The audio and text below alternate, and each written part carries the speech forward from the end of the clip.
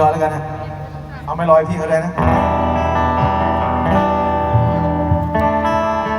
ทำไมเขาไม่ขึ้นด้านข้างขึ้นหน้าเวที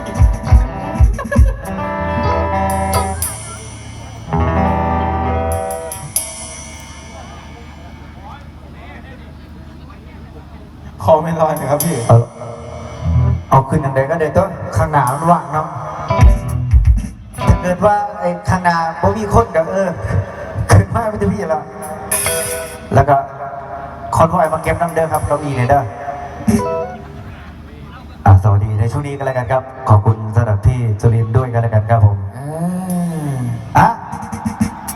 เอารถเดี๋ยวชี้บอกทางแล้วสวัสดีครับพี่ๆน้องๆทุกท่านด้วยที่มาร่วมงานสำหรับส่วนในแคมป์